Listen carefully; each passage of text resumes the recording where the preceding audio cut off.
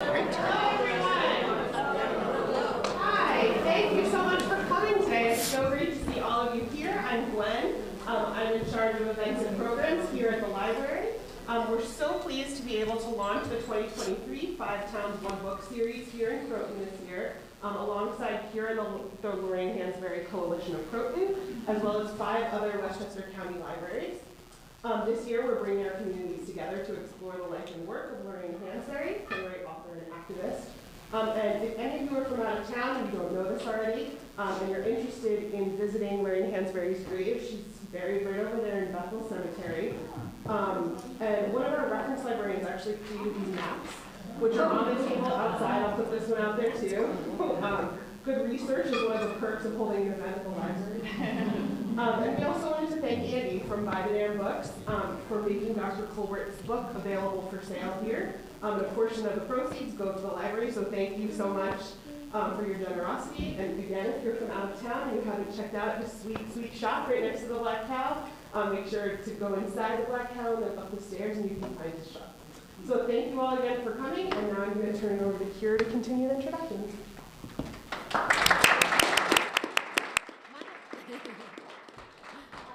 Hello everyone, welcome and good afternoon. My name is Anne Lobu and I'm the chair of the board of CURE, which stands for the Coalition for Understanding Racism Through Education. And we're really proud to be here today with the Croton Free Library, the Lorraine Hansberry Coalition, and all of our other Westchester partners to present this special event to you.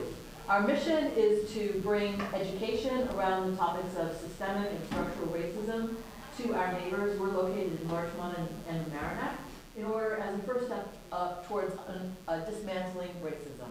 I'd like to give a special thank you to Catherine Parker and the Board of Legislators for their generous funding of today's program and the series that's going to continue from here. Thank you.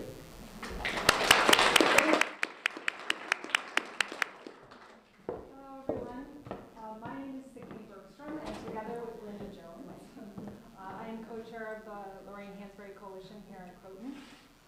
The Lorraine Hansberry Coalition is a volunteer-led village committee dedicated to providing inclusive and community-based programming that both educates the public on the life and legacy of Lorraine Hansberry and celebrates her work in activism. Later this year, the LHC is hosting a week-long program at various venues throughout Croton to celebrate the 60th anniversary of a rally that Lorraine Hansberry chaired here at Temple Israel. That original rally took place in 1963. It drew over 1,000 people, which is a pretty good crowd for Croton. It originally the rally originally helped support the Southern Freedom Movement and all voting rights in the South during that time.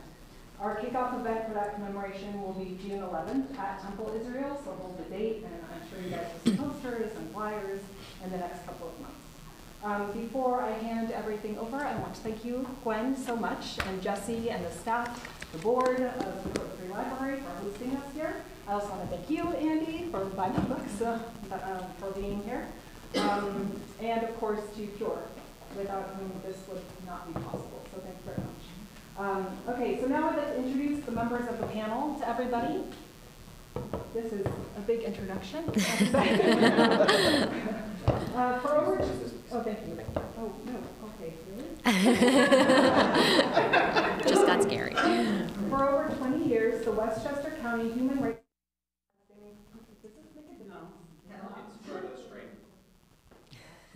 For over 20 years, the Westchester County Human Rights Commission has been combating discrimination by enforcing the county's human rights law and fair housing law, and by empowering the community through its education and outreach efforts. The Commission accepts, investigates, and adjudicates discrimination complaints in employment, housing, places of public accommodations, and certain hate-related incidents. Tejas joined the Commission as its executive director in 2019. Welcome. I'm also very happy to introduce Nicole Alfonte, founder of CURE, as well as our very own Linda Jones, Croton resident and co-chair of the Lorraine Hansberry Coalition. And of course, the reason we are all here, Professor Colbert. Professor Colbert, I know that Linda is going to give a biography and more details about your professional accomplishments, so I will spare everybody from me rambling on. So I will just say to you instead, thank you so very much for making the trek here to Croton to spend an afternoon with us and for keeping the vision of Lorraine Hansberry alive and well in the year 2023. For everybody here, members of the LHC are here. We're all wearing these little stickers. We are a small group. We are a mighty group. We do lots of work. We're looking for new members. So if anyone here in Croton would like to join or get more information about us, please come and speak to one of us after the event. Thank you.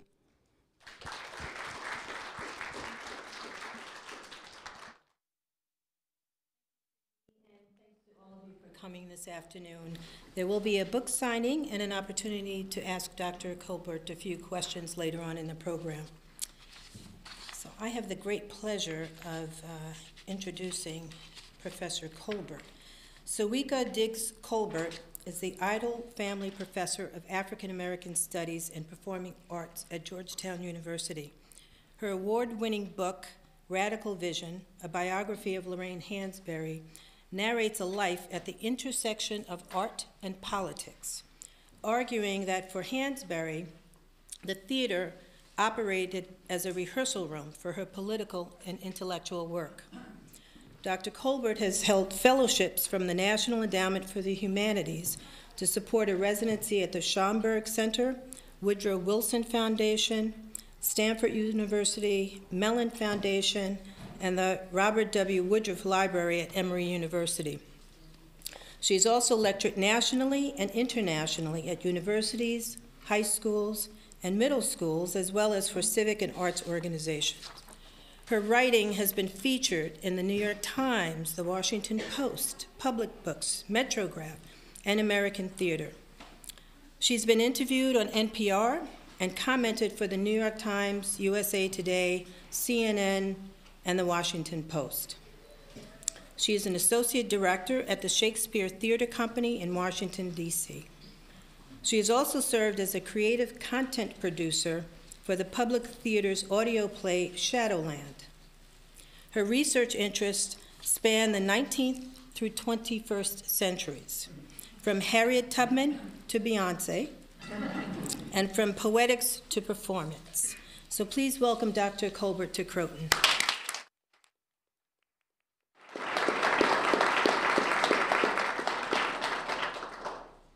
So I also have the pleasure of asking the first question. So we're going to start at the beginning. In your book, you acknowledge and thank your family. So tell us what life was like for you growing up. So I grew up in a middle-class town that was predominantly black, Willingboro, New Jersey. So I grew up in the tri-state area. And often when I'm trying to help my students, I teach at Georgetown, help my students get an understanding of my matriculation. I also graduated from Georgetown. I was an undergraduate there. I recall that my mother purposefully moved us to Willingboro, New Jersey, because she was really invested in cultivating a sense of self that allowed us to see blackness as something that was expansive and beautiful and full and not associated with a lot of the negative stereotypes that accrue around blackness in the world. And so almost everyone in my community played a different role, but many of them were African American. So there were black firefighters and doctors and lawyers and custodians. And so you saw black people filling lots of different roles. I saw black people filling lots of different roles. And so I didn't associate blackness with a certain station in life. And it wasn't actually until I went to Georgetown where I was confronted with all of these negative associations with blackness. But by the time I got there, to echo James Baldwin, I knew what they were saying about me wasn't true, as he says in the letter to his nephew in The Fire Next Time. And so my parents had built up such a strong sense of self that I was able to recognize the negative images that I was receiving as not a reflection of me, but rather a reflection of the people that were mirroring them to me. And so in retrospect, it was really sort of idyllic from that standpoint. I mean, obviously, it wasn't perfect, but there are ways that I'm really grateful to my parents for creating that context for my childhood. Thank you. We should all be grateful to our parents. Yes, we should all be grateful to our parents, yes. that. So in your interview with Brian Phillips from the Society of Women of Ideas, he said that your book was the book many of us have been waiting for. What drew you to Lorraine Hansberry and prompted you to write this biography? So I have been writing about Lorraine Hansberry since my first book, and from that matter, since my dissertation. And what drew me to her and her work, I think, is similar to most Americans' introduction to her, which was, first through A Raise in the Sun, which, let's just all be, honest, is a perfect play. And so that was my first introduction to her. And of course, there's all of the ways that she became an American darling. She's beautiful, she's young, she's so brilliant, this perfect play. And then when I was in graduate school, I started reading her other published works. And I really became curious about the play LeBlanc, which is set in a post-colonial moment in an imagined African country. And so when I started writing Radical Vision, the first play that I wrote about or began to do research on was LeBlanc. And I realized that Hansberry had been writing about independence movements in Africa since she moved to New York in 1950. And so, and I can say more about why that's significant, but to answer your question more specifically, what drew me to her is, I think, some of the characteristic ways that the American public has been drawn to her. But once I was able to visit her archive, I fell in love with her brilliance, because the depth and breadth of her work and insight is so much broader than the published work. And so I'm really grateful to the Trust and to the Schomburg, because both the Lorraine Hansberry Literary Trust and the Schomburg gives us an opportunity to really delve into the depths of her work and her production that is much more expansive than what we have in just the published work. I want to say too that your book is really, you feel how much you love her in your book. I think, Linda, you might have the next question. Up again. Okay. You're the author or co-editor of several books and articles on theater, African American actors, and American history. So what makes these topics so compelling that you have made them your life's work? I used to say that I had the best job in the world, and in some ways I still do, although now I spend well, I won't say that.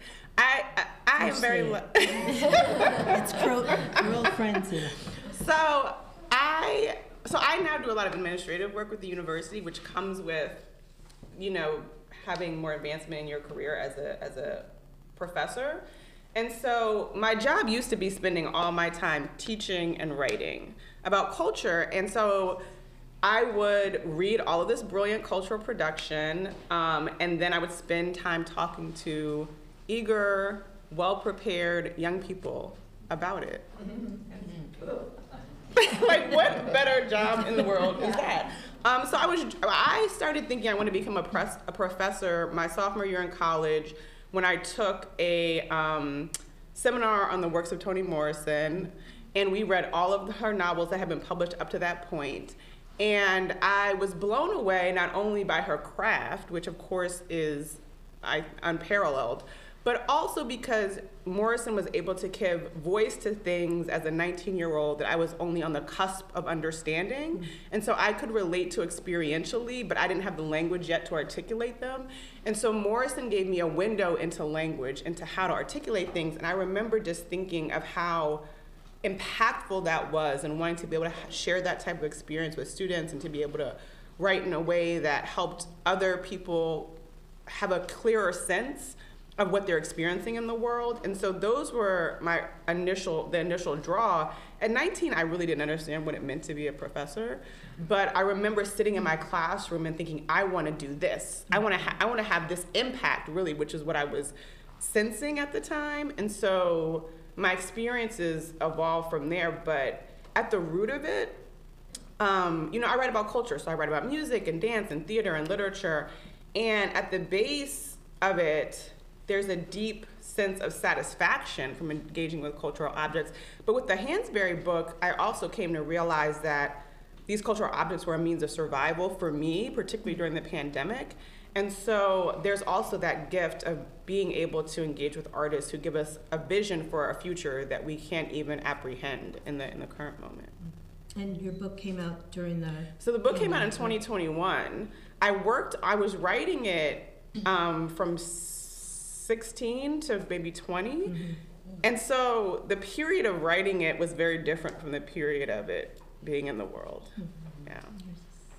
I mean, I think your career background and your introduction to a professor gives us a good segue to this question about, as a professor of African American Studies at Georgetown, what is it like to teach African American Studies today when there is so much of a false narrative that's being told in our country?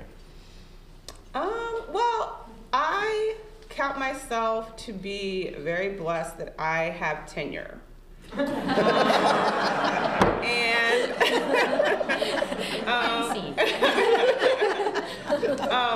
And I take the responsibility that comes along with that. And so because of that privilege, I am protected to be able to say things and do things that some of my colleagues can't. Folks in publicly funded elementary and secondary schools can't. So teaching African American Studies at Georgetown in a blue city that for the most times is surrounded by 2 blue states, not right now, but for the most part, is a different proposition than so there's a set of protections there that I'm very clear about. But to answer your question specifically about this moment, there's a lot of violence that comes along with teaching, not physical violence, but people send you nasty emails and they're, there's this virulent to aggressiveness to people's responses to your work that has not always been part of the work. And so you just have to get a tough skin with that. And I think that the bigger picture for me as an educator is that we know that in a democracy, having full and open access to education is a fundamental part of the democracy functioning. We know having access to voting rights is a fundamental part of a democracy functioning. So when we start to say certain bodies of knowledge are off limits, then I think as a citizen, no matter what side of the political spectrum you're on, that should be cause for concern. So well said, thank you. The opening quote in the introduction to your book captured my interest immediately.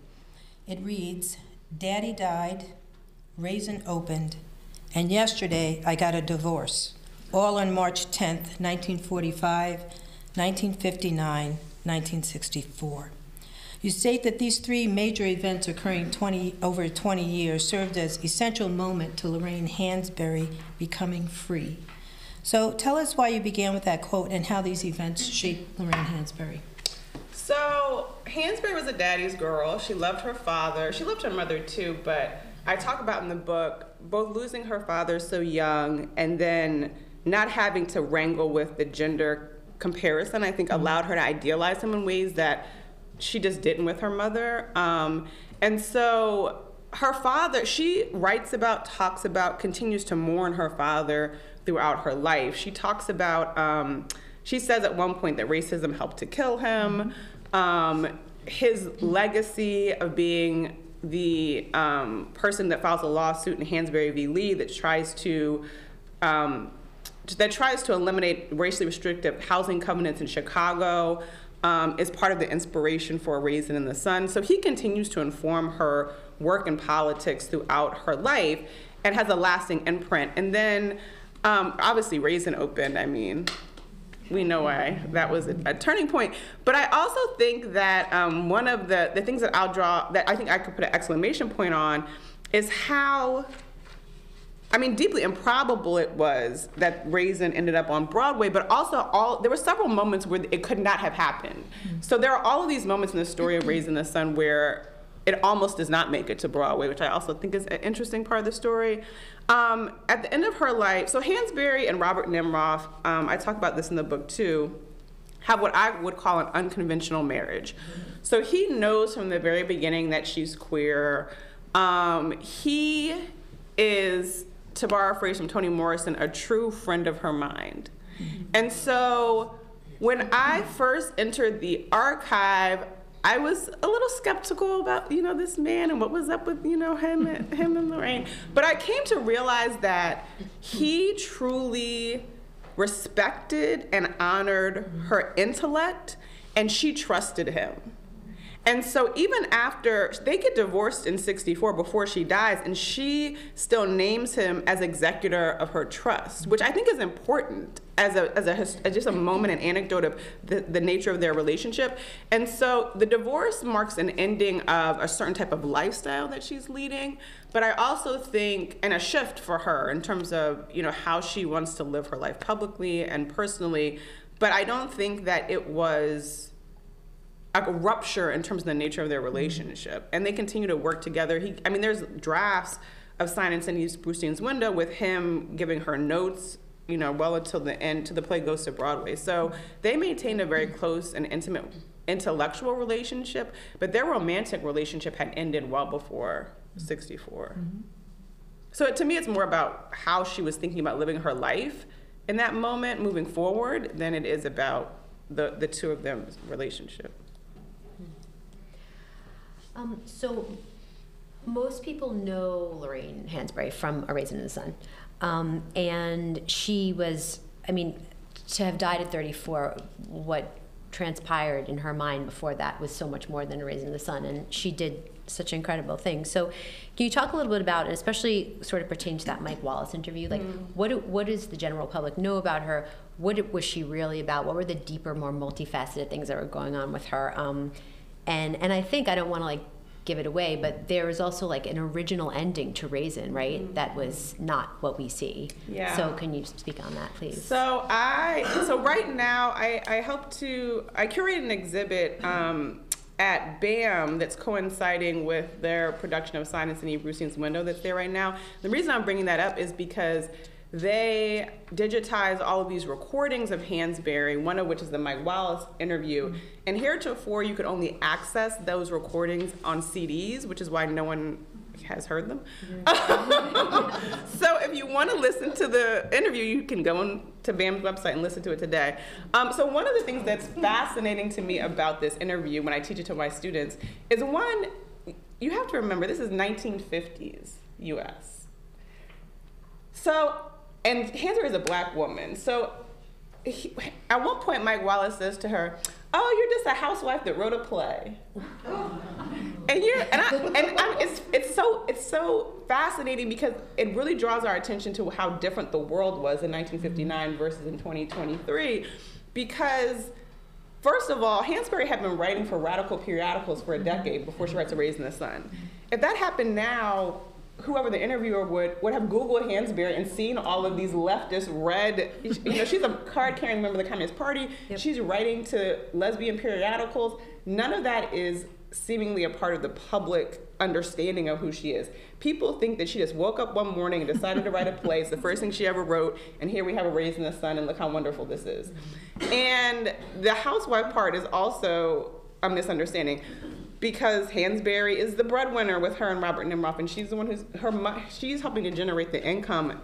He is the breadwinner up until Raisin in the Sun, but once the play is produced, she really is the one who is generating income in the household. So it's a fascinating understanding of her, or misunderstanding of her. But the other part of the interview that I think is instructive is there are all of these moments where he misunderstands the play or mischaracterizes her, and she corrects him, and he completely ignores what she just says, and then says the same thing over again. And so you hear her deliberateness in her voice, in her calm, in her just brilliance of language, and you also see the power of this man who has no frame of reference to apprehend the person sitting in front of him. And so this is part of how you get a narrative of her that is in some ways true, but in many ways not complete about who she was in the world. There's this other really telling moment in the interview. So Mike Wallace becomes famous in 1959 because he does this series of interviews called The Hate That Hate Produced. And it's about the Nation of Islam, and he depicts this radical rabble-rouser named Malcolm X. And he says, I know you're not like him. I know that you're different. And Hansberry says, no. You know, many of the things that the nation, you know, there are some things I disagree with, but some of the things they're saying I agree with. And so again, he's just like, oh, no, you can't be like, and so there's all of these fascinating moments where he paints a picture of Hansberry that she adamantly resists, but still he can't hear her. Well, he chooses not to hear her, yeah. Do you want to talk a little bit about the end of Raisin? I don't know if Oh, people know yes. that. So the multiple versions of Raisin are cataloged at the Beinecke at Yale. And one of the early versions of A Raisin in the Sun depicts the family. So we all know the story. So the family moves. And in the published version of the play, we just have the family, the moving truck coming and the family packing up boxes and leaving the apartment. And so there's sort of this anticipation that what's going to happen next. But in one of the versions, we have them actually in the new house, and they are armed and waiting for, you know, vigilantes who are physically protesting them being there. And so when Hansberry's family in 1940, I don't know if desegregate is the right word, but they end up moving into this segregated neighborhood, which then so then they moved to the segregated neighborhood on the edges of, on the south side of Chicago, but close to the University of Chicago. The neighbors want to push them out because they violated a racially restricted housing covenant. Hansberry's father sues, and that is the court case Hansberry v. Lee. And while he is in Washington fighting for his family's right to live in this neighborhood, the neighbors throw a rock through the Hansberry's window that almost hits young Lorraine. Her mother guarded the house with a Luger pistol. So while her father is off in Washington fighting, Hansberry is seeing her armed mother guarding their house. And so Hansberry at 10 sees the limits of the courts. So by the time we get to 62 and 63, when the civil rights generation is getting impatient with the speed of progress from the courts, Hansberry already has learned this lesson 20 years ago. And so she makes a speech that says, we have to use every means at our disposal to dismantle racism. The courts, self-defense, we have to use everything in our power to dismantle racism, because for 20 years she has been learning this lesson. And so it's not that she gives up on the courts, but it's at a very early age she sees the limits. And so the Supreme Court decides that although the Hansberry family has the right to buy that house in that neighborhood, that racially restrictive housing covenants are not unconstitutional on their face. And it's not until 1968 with the Fair Housing Act that it becomes illegal to discriminate selling a house based on race. And I think that's the perfect segue to talk about our next topic. Is in her life, you can see the impact and how pervasive housing discrimination was. And you could see how that was one of the major themes in Raisin in the Sun. Ms. Hansberry passed away in 1965. She passed away 3 years before the Federal Fair Housing Act was passed. Today, studies have shown that the disparity between white home ownership and black ownership is greater today than it is in the 1960s before the law was passed. What do you think Lorraine Hansberry would have to say about that? She'd be rolling over in her grave, but I think that she's probably out there rolling over as we speak. I mean, I think in part she may not be surprised, because one of the things that was so illuminating to me is because she had this history, because she grew up with the Popular Front generation of activists, she was writing things that we would now think of as Black Power texts before she died, right? So she was already anticipating that the civil rights agenda would not be sufficient to achieve freedom. But at the same time, I do think that she fundamentally believed that there was a possibility for coalition formation that could actualize our democracy. And I think she would be deeply disappointed that that has not borne more fruit in the material realities of folks living in the United States today. So I don't know, but many of the things she was writing about in, from 1950 to when she died in 1965 are still ongoing issues in our current moment. Chicago is still deeply segregated. Most major US cities are, and people who go to public schools go to schools in their districts. And so there's ripple effects of segregation in terms of our cultural, and the way it impacts our cultures. I think it's very well said, and we still see structural issues in terms of appraisal discrimination, lending discrimination, redlining that exists today. Absolutely. So, you know, we think of Lorraine Hansberry, obviously, Raisin in the Sun, and some of her other more radical work, but perhaps you can talk to us a little bit about her sense of humor, that most people don't think she had a sense of humor. Oh my God. Lorraine Hansberry would be the person you want to invite to your dinner party. She loved to laugh. She loved a good debate. If she was alive today, she would be a menace on Twitter because there was never a debate that she backed down from. And you see this exemplified in all the letters she's constantly writing to newspapers telling them how they got something wrong about her or otherwise. But she was, so there is a set of images at the exhibition, and I'm not sure if they're available online, but David Addy, who's a photographer, took a series of pictures of Lorraine Hansberry in 1959 that were featured in Vogue magazine. And many of them show Hansberry very stately and beautiful, as we often see her depicted. But there's this set of images that were never published that are in the exhibition that show her laughing and dancing and moving about. And so we wanted to feature those images because they give us a different side of her personality. This comes out some in Baldwin writing about Hansberry as well, and their deep friendship. She was a prankster. She liked to play jokes on people. This comes up in some of the interviews of cast members with Lloyd Richards around a Raisin in the Sun. So she was playful. I mean, she was a 20-something living in New York by herself with a little bit of money in her pocket. So, you know, so she had a full spectrum of her personality. And actually, the one place that you can actually hear this is that there's a roundtable conversation with Langston Hughes, James Baldwin, Lorraine Hansberry. And in the banter and the back and forth of the conversation, the three of them start joking with one another. And it's one of the few moments where there's a break in the seriousness where they often present their public face, and you can hear the lovingness of their relationships and the intimacy between them. And so you get a window into that side of her personality, and Hughes and Baldwin as well. Are you familiar with that line in Baldwin's eulogy to her at the very end? I mean, I watched it online, and I was in the library crying by myself. I was like, somebody stop me.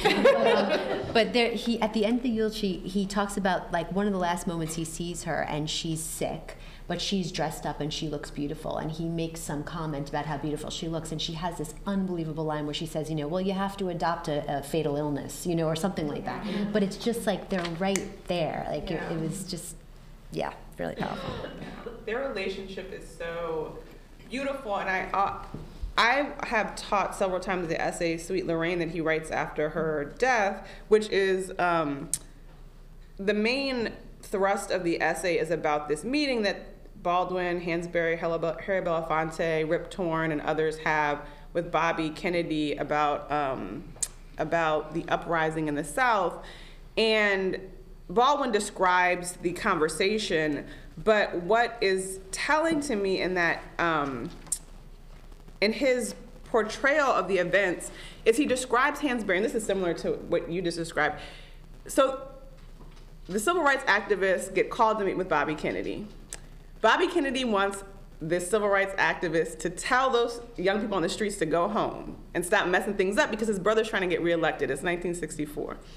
Baldwin et al. Want the president and attorney general to make a stronger statement about civil rights. So they come to the meeting already at odds, and everyone leaves frustrated because the Kennedy administration is not willing to say something more profound about civil rights, and the artists are not willing to back down from their position. And so Baldwin describes Hansberry walking away from the meeting being dejected. And at this point, she's sick, so she's also physically showing the signs of her illness. And then she goes home and works on Sign and Sidney Brustein's Window, the play about Toussaint Louverture, Toussaint, and LeBlanc. And so after having lost the diplomatic fight, she goes to work. And that is part of how Baldwin wants us to remember her, and it's such a lovely remembrance of who she was in the world that she was going to use every means at her disposal. So if diplomacy doesn't work, we're going to do something else, but we're not going to stop until we get the freedom that we envision. And I will add that less than a month after that meeting with Kennedy and Baldwin, she chaired the rally here at Temple Israel. Yep. Which is what we're going to commemorate in June. Yep. And I think most of the people in the room here, and if you talk about Lorraine Hansberry, would recognize her as a signifier for racial justice. But it wasn't until after she passed that many people understood that she was also a signifier and an activist for queer issues as well. Can you talk about some of her issues struggling with her sexuality? You've talked about her marriage and maybe the relationship there. So Hansberry was not, in her friend circles, folks knew that she was queer. And as I said before, she writes letters, and there's evidence that Robert Nimroff knew that as well, her husband and then ex-husband. But certainly publicly, no one knew that. And you have to remember that at the time, and Hansberry writes about this in her letters to the latter, which were depicted at the Brooklyn Museum and are at the Schomburg. So the latter is the first lesbian periodical. And Hansberry writes 2 letters to the organization in 1957 at the same time that she's writing A Race in the Sun. And in it, she details what are the structural barriers to women being openly in relationships to women. And it's not only the surveillance of the police and the harassment and the laws that are prohibiting full access, but Hansberry also draws attention to the economic constraints. And that is a key point that in her intersectional view of the world, she's always drawing our attention to. So again, this is 1950s America. This is the height of heterosexual marriage in the United States. This is the beginning of the baby boomer generation. And many women are still dependent on men for their sustenance. And so the choice of being in a same-sex relationship has an economic component as well. And so obviously by the time Hansberry has A Race in the Sun produced, she could afford financially to be a lesbian. But part of what I think is important for us to understand is that it was a very complicated time in terms of the Lavender Scare, the implications for her at the intersection of race, gender, and sexuality, and then of course, what it would mean overall for her ability to have the political impact that she wanted to have. And I guess the last thing I'll say about that is James Baldwin talks in The Fire Next Time and elsewhere about how he understands himself being perceived as a gay man in the movement and the impact that has on him. So I don't know, Hansberry definitely, her intimates knew that she was gay, but obviously the wider world didn't know. And I think that there has been greater awareness of her same-sex desire and queerness and how that appears in her archive with the stewardship of the most recent stewardship of the trust. Yeah, no, and then you can understand why she may not want to project it publicly at that time with the societal constraints. And then you just think about the constraints that are being proposed nationwide today. There's 298 anti-LGBTQ bills that are being proposed across the country. What do you think Ms. Hansberry would say about the state of our nation, talking about gender fluidity and all these proposed bills?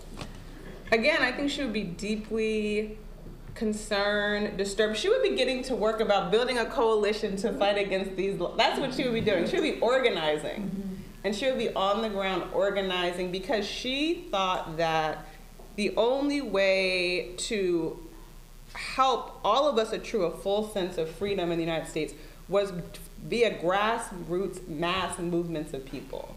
So of her roles, she was most uncomfortable with the idea of herself as a spokesperson, and she really bristled at the idea that anyone could speak for a group. She thought the group should speak for itself. And so I think if Hansberry were alive today and seeing these laws, she would be on the ground organizing. We miss her.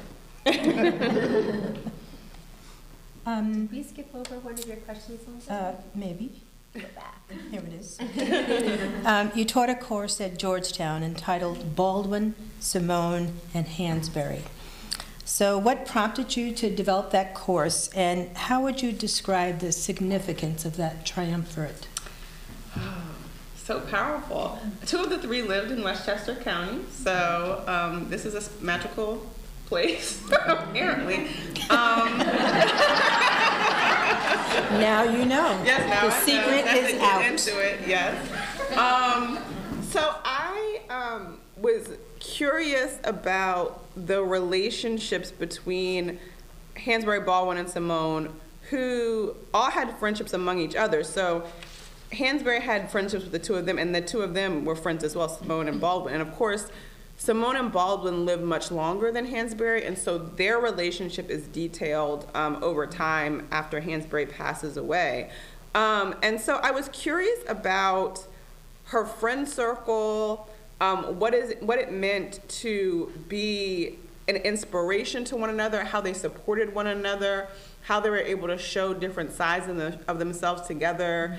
In Simone's biography, she talks about Hansberry coming to her house in Westchester County and politicizing her and, asking her, what are you doing for the people? What are you doing for the movement? You're singing all these songs and making all this money, but what are you doing for the movement? And so I wanted to understand how their friendships helped to enable the world-class art that they produced. And there are all of these lovely anecdotes that they have about their relationship. Baldwin tells this story about when he first met Lorraine. He was doing a workshop of Giovanni's room at Studio Theater in New York, and he said there was all of the New York theater intelligentsia there, and they were telling him how horrible his play was. And then he said he heard this little voice in the back, someone raised their hand, this small woman, and said, "I thought it was good." and that was how they met, and that was Lorraine Hansberry. And so there are all these lovely moments of affirmation, and going back to the Mike Wallace piece, these moments where they see each other in a world where they're constantly being misrecognized, that I wanted to understand, because I thought that these relationships were central to who each of them was able to become in the world and what they were able to do together.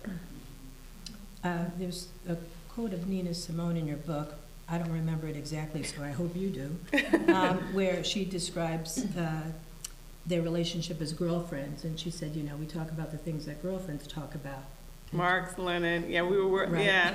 real girls talk. Marx, Lenin, Hansberry, in the same passage, Nina Simone says that Hansberry knew she was beautiful by herself, so she would resist wearing makeup. She only had a few dresses. And even though when you read in her journals, again, a 20-something-year-old, early 30s, it's not that she is not concerned with or self-conscious about her appearance, but she lived and breathed her politics.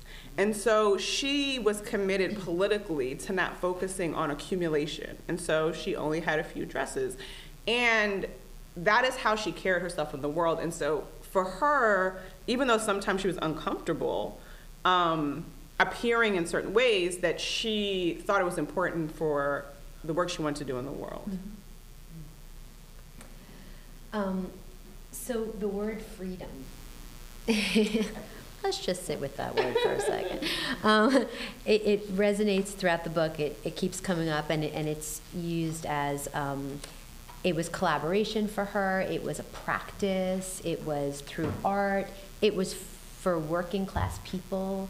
And then you say there's never been an institution of Negro life which has not had a preoccupation with freedom. I don't know if that was something she said or you said or you quoted in the book, but that was not didn't have a preoccupation with freedom. And so what does that word mean? What did it mean to her? How do you practice it? And then how does that also connect to her organizing? Because also you write over and over again that she was sort of obsessed with the encounter, with like the connection, with actually rolling up her sleeves and looking face to face at people and organizing. which I think is different than if she had just sat at her typewriter. So there's like that ability to go from the intellect to like the person that's sweating with the crowd is a very different experience. Yeah, I mean, so I want to come back to this last part about encounter, because I think the way it manifests in our current moment is very different than what Hansberry would have even imagined in the early 60s or late 1950s. One of the reasons that I focused on the idea of freedom as a practice is because the word practice, and when I'm using the word practice, I mean, you know, when somebody's practicing a scale on the piano, or, you know, if you have a certain type of spiritual practice, or if you have a certain type of physical practice like yoga, that it's something that is routine, that you try at, that sometimes you get wrong, that you do on a daily basis, and that you're always moving towards, and that you're not expecting to finish, but that it's an ongoing part of who you are, your being in the world. And that it's as important to focus on practicing your scales as the performance itself. Because it's in those moments where you are forming yourself, when you're in formation. And so Hansberry understood her work, and she writes about this in the photo essay, The Movement, which is a collaboration between her and the Student Nonviolent Coordinating Committee. She understood her work as spanning from being connected to the slave insurrections in the 18th and 19th centuries all the way to the present.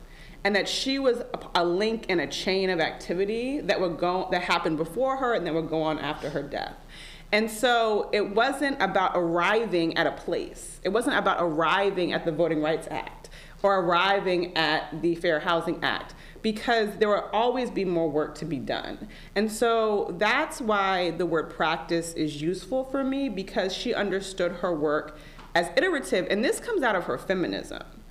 Hansberry, again, saw the way that women were organizing behind the scenes to help support the civil rights movement. She understood that there were all of these court cases that were filed that led to Brown v. Board, that tried and failed, but set the foundation for the successful case.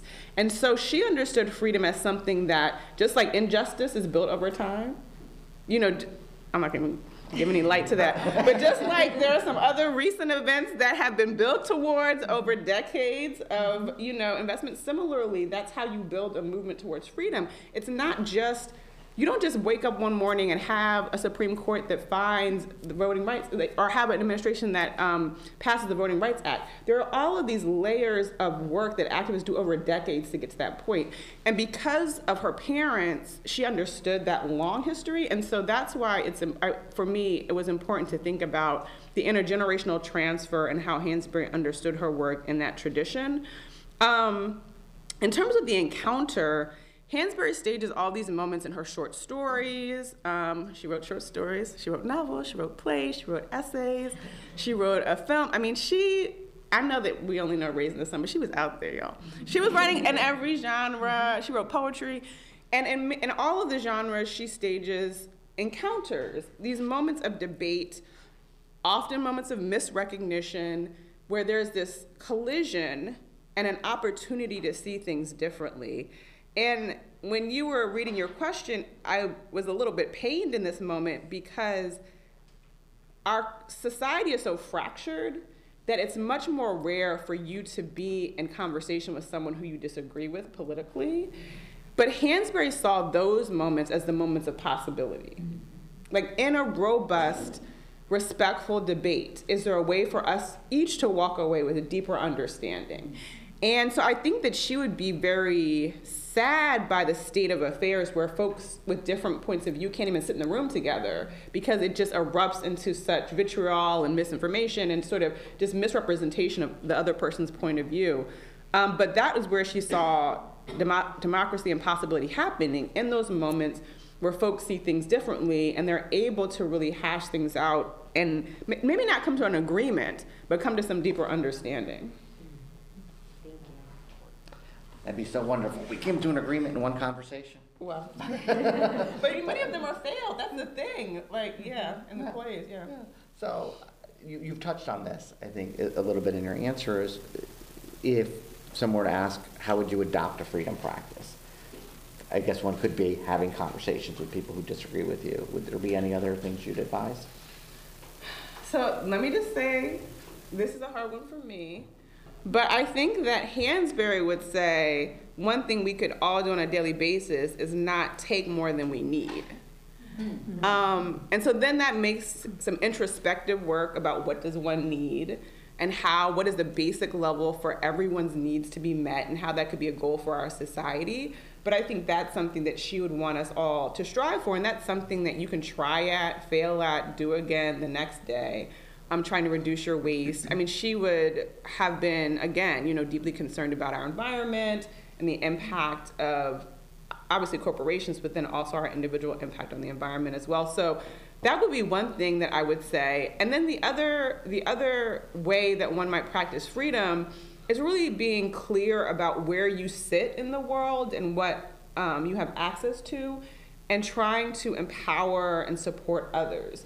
So the piece that I didn't say about Hansberry and Baldwin and Rip Torn and Lena Horne's visit with Bobby Kennedy is that there are several different versions of this event. But if you read all of the folks in the room, they all agree that there was a moment of where things were getting heated.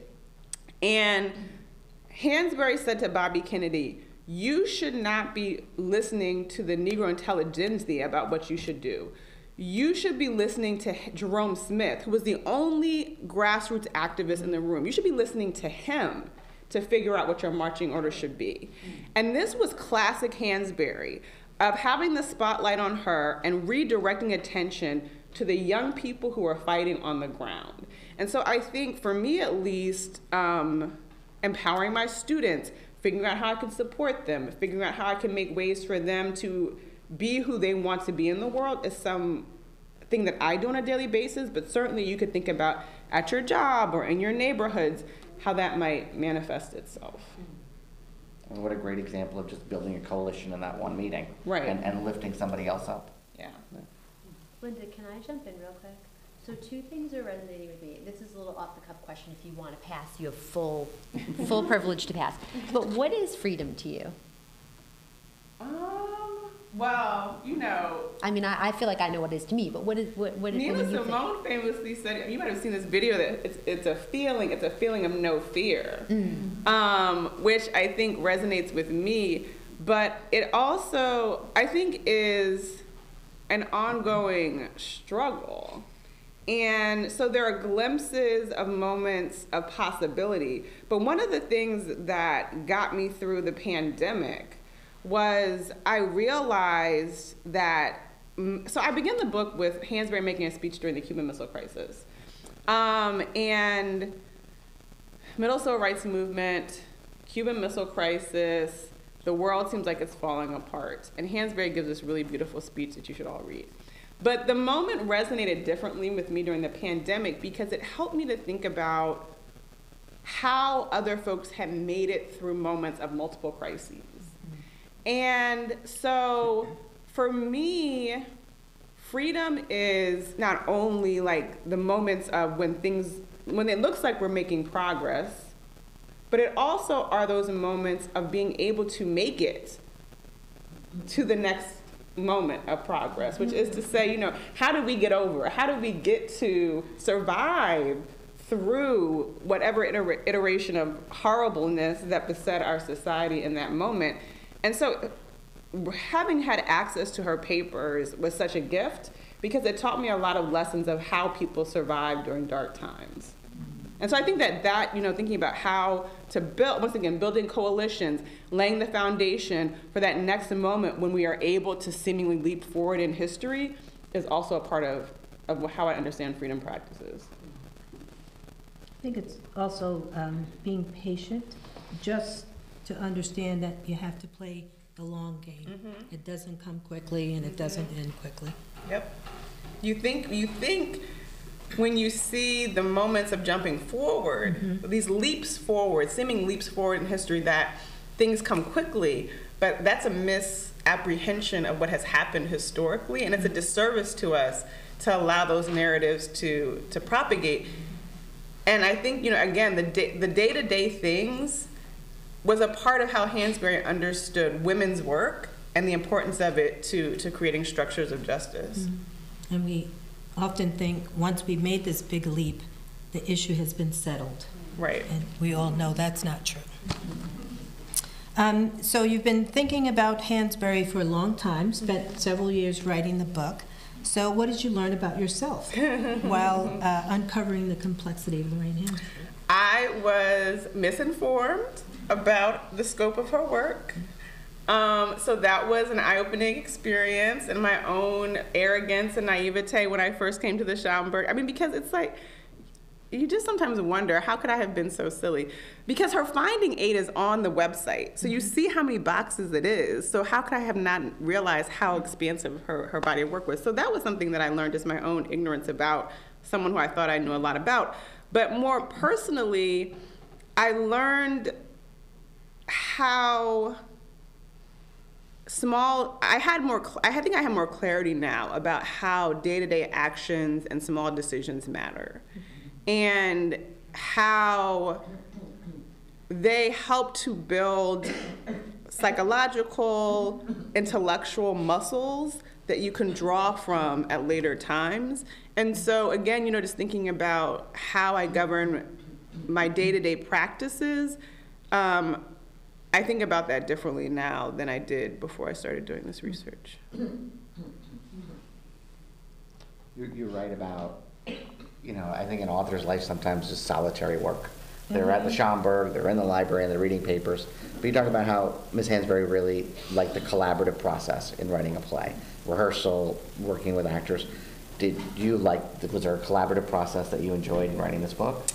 There is. So when I had my fellowship at the Schomburg, as a fellow, you're part of a writing community. And so every Wednesday we met and we would workshop chapters from different fellows' work. So that was a lovely part of having the fellowship. And then you're also in community with the brilliant librarians and the archivists. I would not have been able to write my book without the brilliance of librarians and archivists. So one example of that is, I did not know that Hansberry co-wrote a pageant with Alice Childress, which is in Childress's papers, not Hansberry. But of course the brilliant archivist told me that, and so I then read the pageant. And there were lots of other moments where the archivist told me things that helped push me forward in the work that I was doing. So being in community with the folks at the Schomburg was also amazing. And then subsequently, I've been part of writing groups and had opportunities to workshop my work and events like this that have also propelled the scholarship. Some folks in the room might not know about the Schomburg. Do you want to give a shout out to the Schomburg? So the Schomburg is everything. And let me just say, talk about your tax dollars at work. Okay, libraries, museums, whenever I'm visiting these spaces, I feel even more happy that my tax dollars are being charged. So the Schomburg is a part of the New York Public Library. It's the Harlem branch of the New York Public Library. And it operates like a New York Public Library on one hand, and then also an elite private university special collection at the others. It's actually quite amazing that on taxpayer dollars they are able to deliver the services that they do and have the work of such important figures. So the Schomburg has Hansberry's paper, Baldwin's papers, Ossie Davis and Ruby Dee, also once residents of Westchester County, so again, something special. Maya Angelou, the list goes on and on, Malcolm X's papers.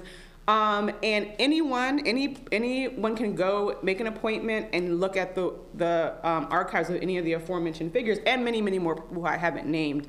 And so it's free, open to the public, and it's just a wonderful resource. And so it's on 135th Street in Harlem, and I encourage you all to go there. Langston Hughes's ashes are in the ground in the Schomburg. So you feel like it's it's a magical place. Yeah. Okay, so the last line of your book is really beautiful, and I want to read it and just ask if you can talk about it and just what it means to you. Her, meaning Lorraine Hansberry's steadfast investment in life, the living of it every day as a protest forestalled death and despair, and uplifted the beauty of things black. The imposition of impossibility within possibility remains the work that awaits you. So my first book and my first introduction to Hansberry was thinking about a medium, the theater, that renders things that are supposed to be fixed, movable. So you have sets and people's bodies and fixed things that are rendered permeable. And so one of the reasons why I think Hansberry liked to work in the theater is because she also revealed that structures and objects and characteristics that we think are fixed actually can be moved. And so the rendering of what we think is impossible actually is possible is the work that awaits us, and opening ourselves up to what would it mean actually if this could be different, if we could see this world differently, if we could see this thing that has been a stubborn part of our culture for 400 years not being a sore spot in our world anymore. What would it require of us to get there? And so she talked about seeing possibility and thinking about the future of possibility in her work and in her investment in realism, and not just the thing itself, but what is possible. That's how she described realism. Not just presenting what is, but what is possible. And so I was hoping that folks would read the book and run to Harlem and look at her papers and see the gift that she left for us that is waiting there for us. Because the other thing is, to my mind, she knew, y'all not ready for what I'm putting down in 1964 and 1965, but that's okay, because y'all are gonna catch up to me at some point. So I'm gonna leave all of this here for you, so once you catch up, it's waiting there for you. Have we caught up?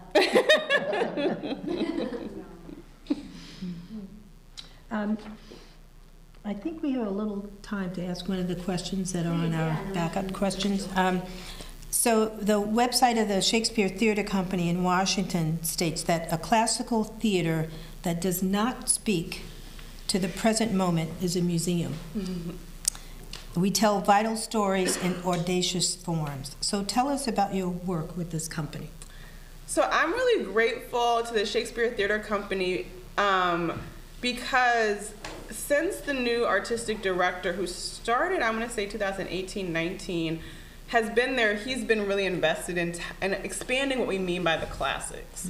So the Shakespeare Theater Company in DC is a classical theater, and so he's really invested in expanding what we mean by the classics.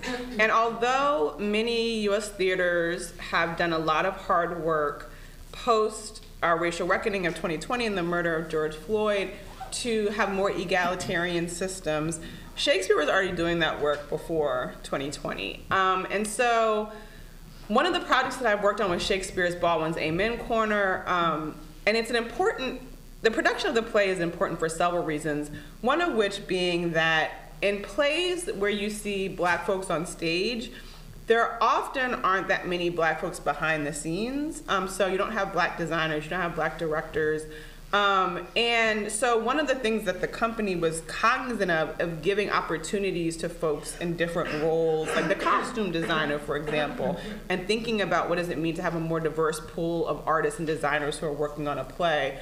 And investing, this play has a lot of characters, and so it's cost a lot of money to produce. So the theater invested in producing this play and understanding Baldwin's play as a classic, even though it hasn't been produced that much in the United States. And so we're also developing new work. So I don't know if you're familiar with the novelist Paul Marshall. If you're not, you should. Her most well-known novel is called Praise Song for the Widow, but she also wrote a novel in 1959 called Brown Girl, Brown Stone. And there is a play version that is in her archive. Her papers are going to the Schomburg. They're not there yet. And so we're producing a reading of that play this spring, and hopefully we will produce it. And so nurturing new works or works that have yet to be produced as plays, as well as bringing plays that we think should be classics or part of the canon into major productions as part of the work that's being done there. It's been a real gift to participate with a large artistic team in doing some of this work. Who are the Lorraine Hansberrys today? Who should we look for in the theater? Oh, there's so many. We're really lucky.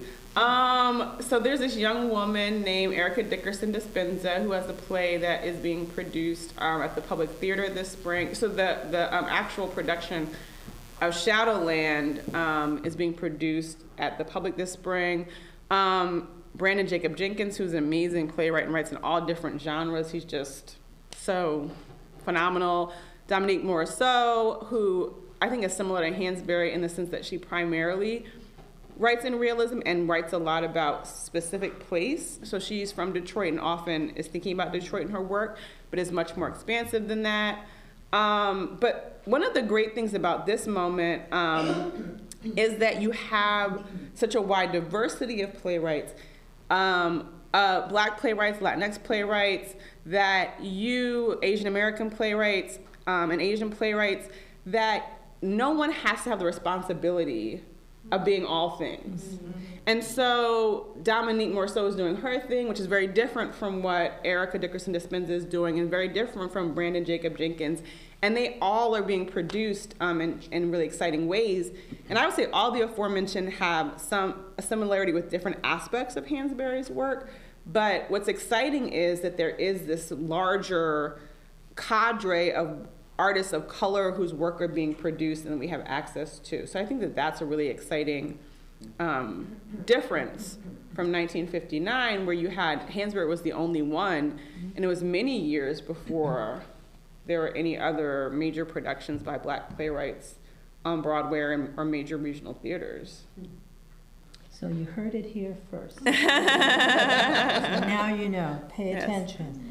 I think our last formal question for you is, what's next for you? Tell us what you're working on. So I'm so glad I'm here. Maybe I'll make some friends and I'll be able to come back and bend your ears. So as you might have heard from some of my responses, I'm working on a book that is about a group of artists, Hansberry being one of them, that were friends and who in the early 60s, late 50s, early 60s, most of them moved to the Village in 1959. And again, it's picking up on this thread of thinking about this nucleus of activists and artists who came of age together. And so it began, originally the book was going to be about Baldwin, Hansberry, and Simone, but the group has expanded to include other folks, including Miriam Makeba, who was a South African artist, Ozzie Davis and Ruby Dee, Abby Lincoln and Max Roach, who are also a couple and friends with Maya Angelou, and all of whom hung out together, influenced one another, and in the late 50s and early 60s lived in the Village, but then many of them moved to Westchester County. So I've been curious about what was up with, again, what's going on. So that's the current state of research, and I was just recently thinking about the fact that Nina Simone and Malcolm X lived in the same, and Malcolm X and their spouses lived in the same neighborhood here, and how they had impacts on each other's families and so forth. So yeah, just at the very beginning. And then it'll be a Netflix series. From your lips. Well, you're welcome back anytime. Nicole? Do you have any other questions? I have like a million questions. Well, do we want to open it up? Yeah, we can absolutely open it up to our audience. By the way, thank you so before much we for open being here. for questions, I do want to acknowledge the mayor of the great village of Croton on Hudson, New York, Mayor Pugh.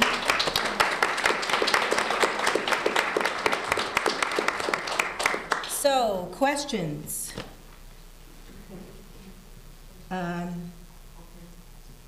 Here comes a microphone.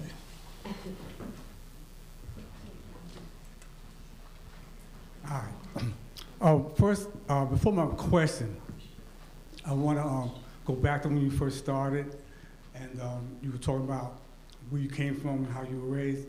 I'm from Westchester, a town called Mamaroneck, New York, and I'm a classic Black baby boomer, born in 1950. So, as growing up, In 1965, when Lorraine passed, I was 15. Did not know who she was. Not only that, I didn't know who W. Du Bois was, Langston Hughes, anybody.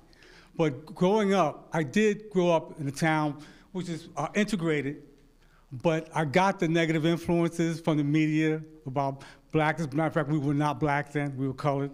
Negro wasn't really used, we were colored people. So I got the positive influences from, there was a significant black community in Mamaroneck where I got the positive influences. But Lorraine Hansberry came at a time when I was coming of age as a young black male in America, learning about Hansberry, Langston Hughes, Stokely Carmichael, and following the movement. That's how she came into my life.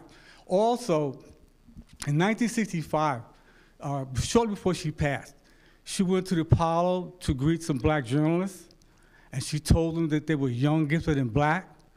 And that became a catchphrase for my generation. We at the same time that we were shouting Black Power, we were singing Young, Gifted, and Black. Do you think that she would have been surprised by that movement, that a whole generation took that upon it? I don't know if she would be surprised, and thank you for bringing that history to part of this conversation, because she does coin that phrase at the very end of her life, as you described it, and then Nina Simone writes the song, which becomes the anthem, and really takes over in terms of movement circles, becomes more widely sung than the Black National Anthem in movement circles post Hansberry's death. And Simone talks about in recordings how, you know, she's writing this song as in a way to mourn the death of her friend. She sings it in remembrance of Hansberry and then later Martin Luther King. So one of the things I think is important about the genealogy that you described is that Hansberry, even in 65, people aren't referring to themselves as black. We were still, that's right. Right, and so when she says young, gifted, and black, it's a radical statement. Exactly. Because she's claiming that identity category, that naming in ways that is not in vogue yet, and it's not in really until Stokely Carmichael later says in 66, 1966, Black Power, that was it. Blackness becomes the preferred description of young folks and movement folks. And so she is anticipating this worldview that understands the movement as a global movement for black freedom, because she's already been thinking about how the post-colonial movements in Africa and Latin America from the 50s are an important part of black people getting free and people being free in the US, you know, well before Black Power and her uttering that phrase. So I'm grateful for you drawing our attention to that history, because it just shows again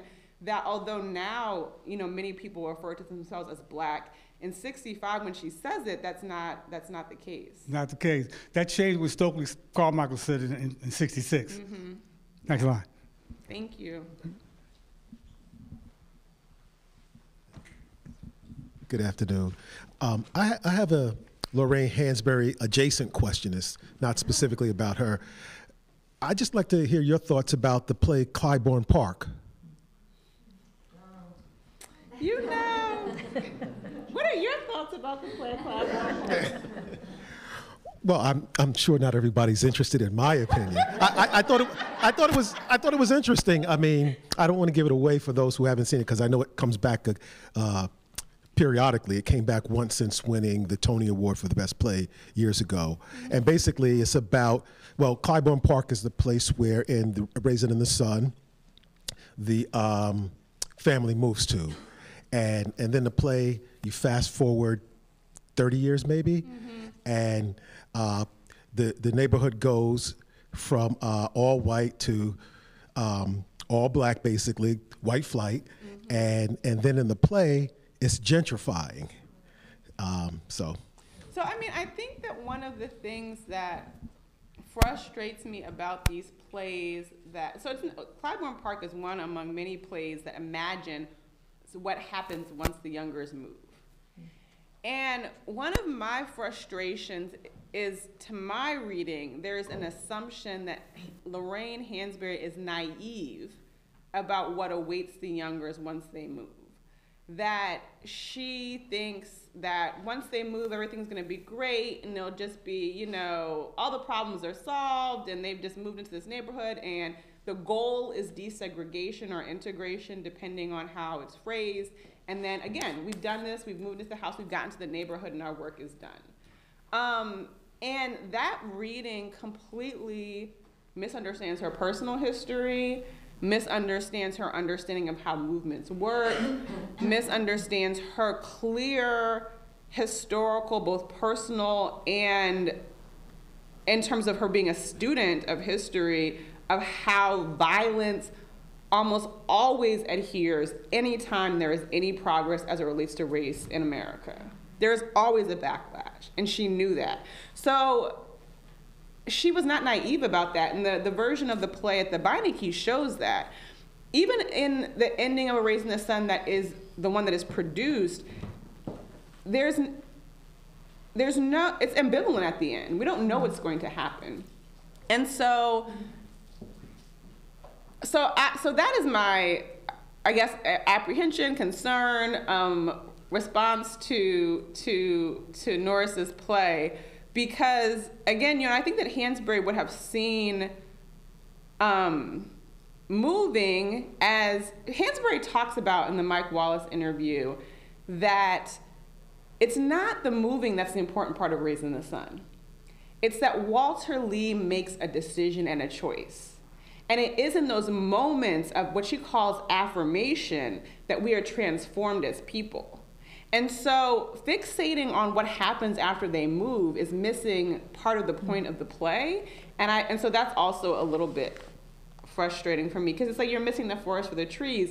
Most of the activists who were living in the North during the Civil Rights Movement period weren't although everything was segregated, their primary concern was not integration. They saw integration as a strategy. They didn't see it as the goal. And so having clarity about that, I think, is important in understanding the play, and then also thinking about what work these plays that are responding to it are doing.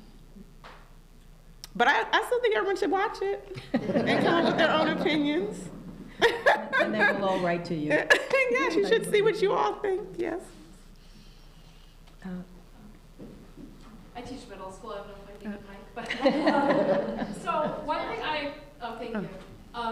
One thing I grapple with as a white woman teaching in a predominantly white, county like Westchester County is I encounter students and other individuals who are really centered in whiteness, not like at fault, but like a lot of my students go to really expensive camps, and then they're around other mostly white peers during the day, and I don't know how to open a door to this learning. And it's like, I think the people who need the door open, they're not here right now. So so how do you and maybe you don't even do that. Maybe you just worry about doing your own small acts, like you mentioned, every day. But if you wanted to, especially as a teacher of young people or a high school teacher, I mean, you're encountering your college students, how do you reach out to especially young people who don't, they can say that they're aware of these issues, but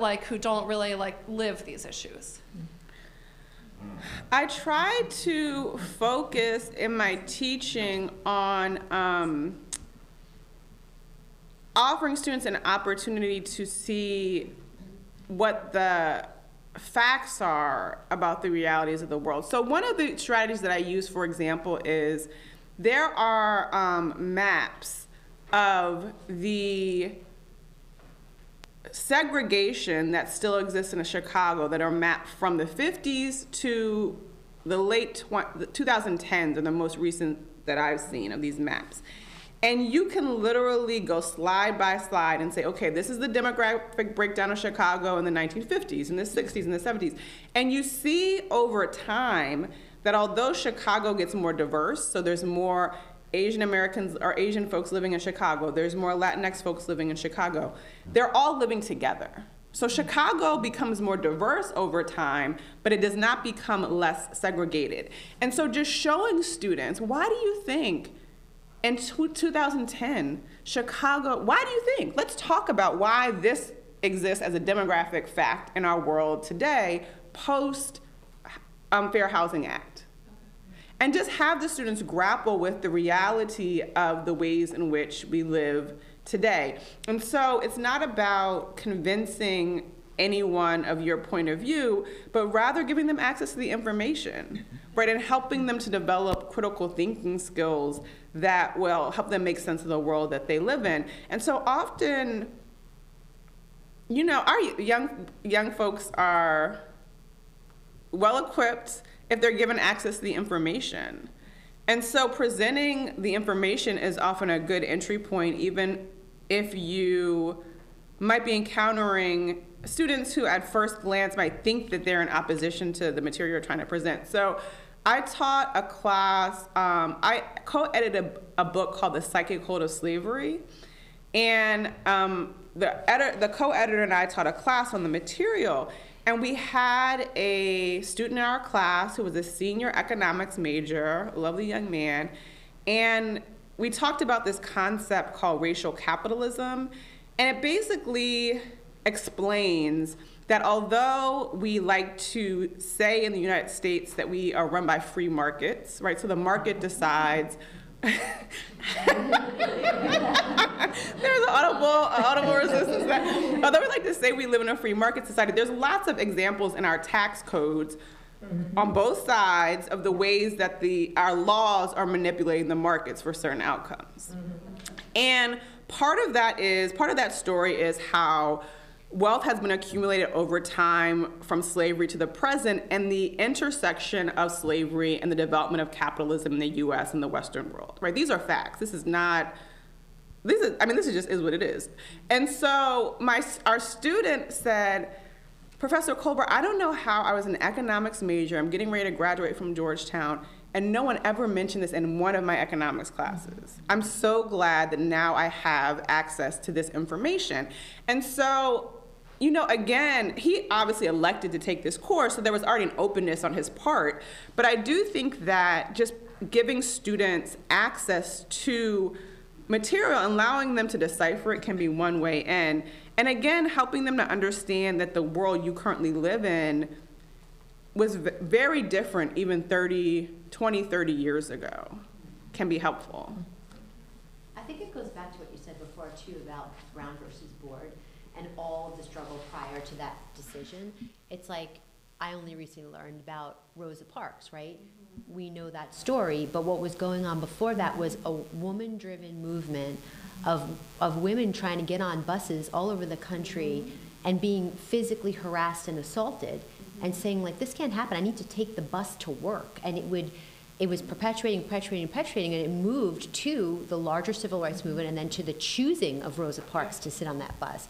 And so, like, the fact that, you know, it's really painful that our kids get these very sort of whitewashed and one-dimensional people that show up in their learning with no idea of how long this violence was perpetuated. And I just, even the moving, you know, even a black family moving into a white neighborhood, I mean, over and over again, they'd be getting the furniture out of the truck and people would be like burning it while they were, you know, the fact that, like, I understand you don't want to tell a kindergartner that, but at some point you've got to tell kids who can digest it and understand where we were and why we're here. Right.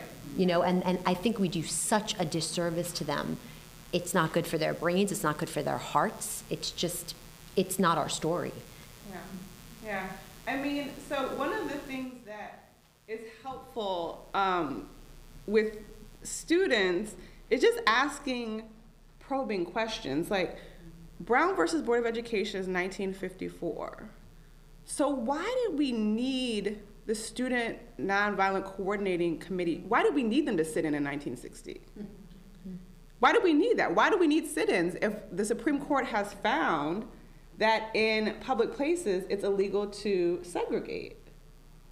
And so just beginning to think about how the states, we were talking about this backstage, the states were defying the laws. The federal government had to physically go in with officers to force the states to enforce the court's ruling. And that young people were putting their bodies on the line to force the hand of a federal government that was resistant to intervening. Is part of helping us to understand how things have changed in our society. And so just, begging students to think about how these pieces of the puzzle fit together, I think is important. Yeah. And if I could just add one point to that, this isn't so long ago. Ruby Bridges, who's a 6-year-old, that was one of the first students to integrate, is 69 years old today. Yeah. Same age as our county executive. It's not ancient history. Yeah.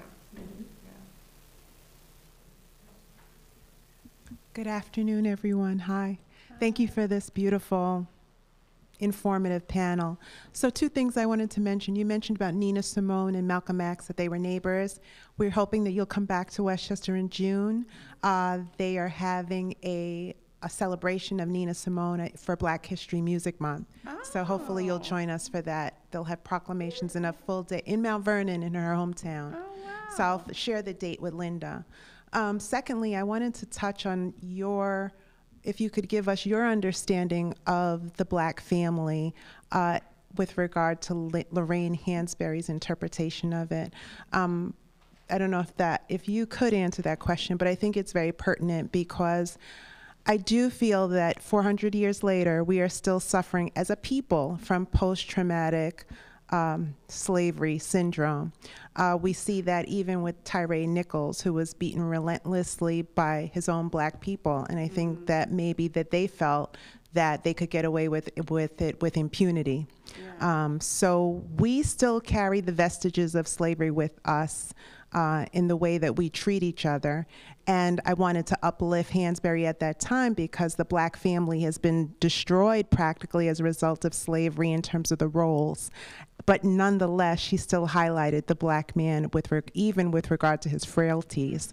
And I was wondering, shout out to the brothers in here who came out today.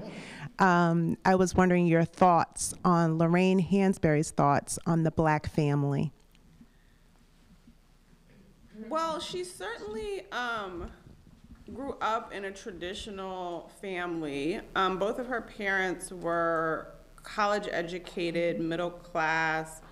We would consider them in today's terms a power couple is how I describe them in the book. And both really deeply invested in being good citizens and being politically active. Hansberry personally, I don't think that Hansberry was as invested in the heteronormative family, and you see that in her personal relationships. So I think that she sees her political allies as part of her family. So Paul Robeson, Nina Simone, James Baldwin, as a part of her most intimates. And having that flexibility around family relationships is important to her. I think that she sees the work that they were doing together as really forming the basis of what we might think of today as a family relationship and a kinship. And at the same time, I do think that she wanted to honor what type of political possibility is nurtured in intimate spaces like the home, which are often, particularly in the 50s and early 60s, women's spaces. So one of the things that I talked about with the actors who are putting on Sidney Brustein's Window, which is mostly about a white family, was a question of why Hansberry's 3 big plays are all taking place really around family dramas. So Raising the Sun, Sidney Brustein's Window, and LeBlanc are all really family dramas. And one of the reasons why I think she does that is, again, because I think she saw these intimate family relationships as the building blocks for freedom movements and possibility in society, and how wrangling with those you love the most, you hold dearest, is part of what is necessary for transformation. So I do think that it's useful that she gives us powerful, tragic heroes in, a classical dramatic sense, that are everyday people as a mode of possibility and for our dreaming, and that and from a feminist perspective, that those narratives are interlaced with prototypically female spaces of the home. Yeah. Any more questions? I spent 2 years when I was 17 and 18 in Pretoria, South Africa. So I witnessed and experieed racism. And 40 years later, I still feel very traumatized by it. It's just right below the surface. So I live here now in Westchester, and I'm so grateful to such a woman who made a difference. And even though she lived such a short life, she burned so brightly, and to have someone like you, so articulate and intelligent, to translate and be inspired so much by her so many years later is really inspiring. Oh, thank you. You probably could give me some insight about Mary McCabe, who is from South Africa and came to the United States in 1959 and then became an exile because she was speaking out against apartheid, and her government wouldn't let her return to South Africa. And so helped to further draw attention to the international aspects of Black freedom movements among Hansberry and her friend group during that time period. Yeah.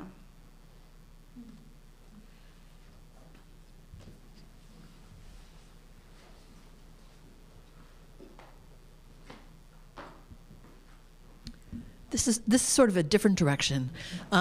So I'm really interested in your thoughts about Lorraine Hansberry's thoughts about liberals.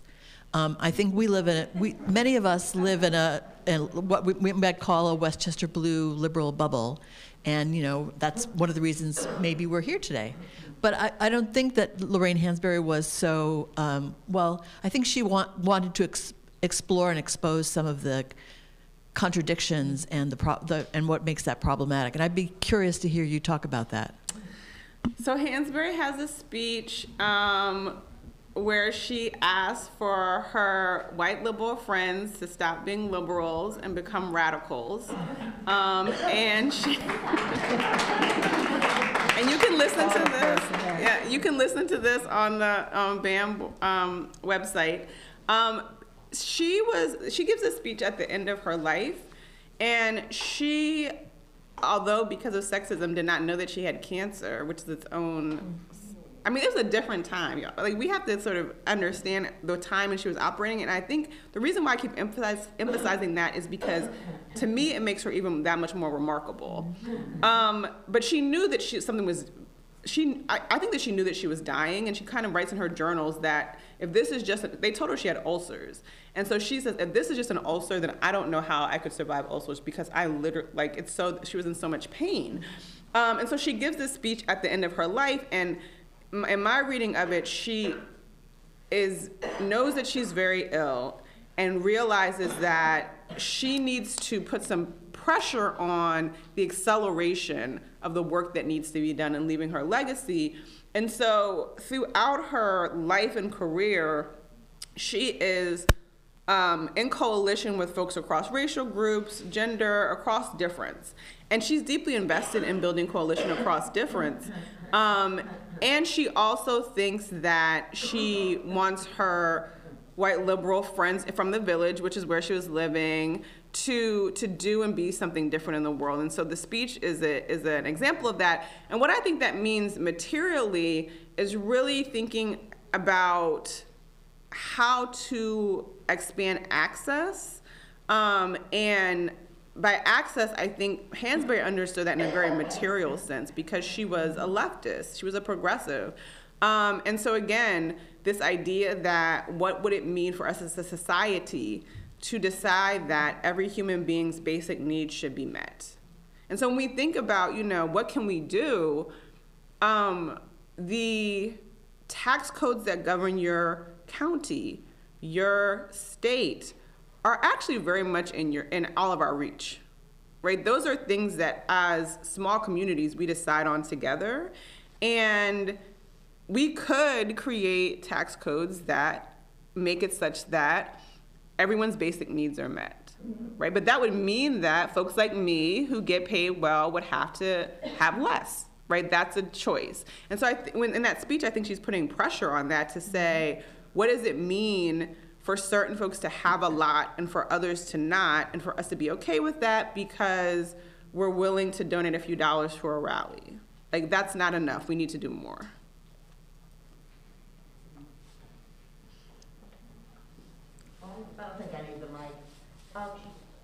I'm struck throughout, no, I'll take this one. I'm struck throughout by your use of the present tense about people who are long dead. And, well, maybe it's a little blunt way of putting it, but you know what I mean. And on the one hand, I thought maybe this is a rhetorical strategy of some sort. On the other hand, could you explain your point of view in the use of present tense in talking about these people? So part of it is me trying to ask us to consider the ongoing nature of their work, which is to say that when I think about culture, I think about, which is primarily what I'm often writing about, I think about it as a living thing, right? So it's something that even if the authors are long dead, that there is a way when we interact with a play or we interact with a song, that it has an ongoing residence, it has an ongoing unfolding in time and place. And so that's part of the strategy of using the present tense. But the other piece is, and I suppose this might be slightly more controversial, but thinking about how our engagement with Hansberry's work is part of our understanding of who she is in the world, right? So that part of her life's work was as a writer, and understanding her life is still unfolding because we're still discovering things about her. And so that there is a presentness to our telling her story, to the way we understand her, to the ongoing impact of her work in the world. So, yeah, that's what drives that choice. I think we have time for one more question. Hi. Curious what you and or Lorraine would think of the current sort of black conservative movement and how it squares with everything we're talking about here today. Well, you know, she got dragged by Harold Cruz in The Crisis of the Negro Intellectual, and so there is a longer history of black conservatism that coincided with Hansberry's life, and I think that she would be disappointed, sad. I mean, but I don't think that Hansberry was often in spaces where there was something about her that was different, even if the much about her was the same. So let me say that more clearly. When Hansberry was writing for Marxist periodicals, which she did, she often wrote from the perspective of a woman, because often the Marxists were men who were writing. When Hansberry was writing to lesbian periodicals, she would often highlight the position of being a black woman. She was constantly in spaces where she was different in some way, and so I don't think that she aligned race with uniformity, because she understood that there were lots of ways she was always different in the world. And so I think she would have been just as concerned, curious, if you want to be more diplomatic, about white conservatives as she would be about black conservatives. And she would want to know, how is this point of view serving you, and how is this getting us towards what presumably is our shared interest in having a full and flourishing expression of American democracy? Thank you all very much for your questions. Nicole will have the last word on this. But before we do that, I want to let everyone know that Andy, our bookseller, owner of Buy the Damn Books, is lonely over there.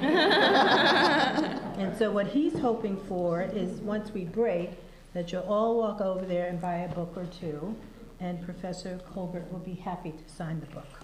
Nicole.